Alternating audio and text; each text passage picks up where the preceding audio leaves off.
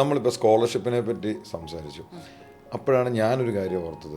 എനിക്ക് ഉണ്ടായൊരു അനുഭവം, എൻ്റെ ഒരു സ്റ്റുഡൻറ്റ് വന്നിട്ട് അവൻ ഏതോ ഒരു ഏജൻസിയിൽ പോയി, അവരോട് സംസാരിച്ചു. അവർ ലിത്വേനിയ ഫയൽ ചെയ്യുന്ന ഇതാണ്. അപ്പം എന്നോട് ഒന്ന് കൺസൾട്ട് ചെയ്തു. അവർ കൊടുത്ത ഒരു ഇൻഫർമേഷൻ പ്രകാരം കുട്ടി പറയുന്നത് ചെന്ന പാടെ ഫുൾ ടൈം ജോബിലേക്ക് കയറാം, പഠിത്തം പാർട്ട് ടൈം ആക്കാം, easy to convert to PR, ചെറിയ ജോബ്സിലോട്ട് പെട്ടെന്ന് മാറാം, പഠിത്തം നമുക്ക് സൈഡാക്കാം. അന്ന് വേണ്ട കണ്ടമാനം സ്കാംസ് ഇപ്പം ഈ ഷെങ്കൻ കൺട്രീസ്, സ്പെഷ്യലി യൂറോപ്യൻ, ലിത്വേനിയയെ പറ്റി അല്ലെങ്കിൽ ലാറ്റ്വിയ, ലിത്വേനിയ തുടങ്ങിയ രാജ്യങ്ങളെ പറ്റി കണ്ടമാനം വർക്ക് പെർമിറ്റുകൾ, ഇങ്ങനെയുള്ള കുറേ സ്കാംസ് നടക്കുന്നുണ്ട്.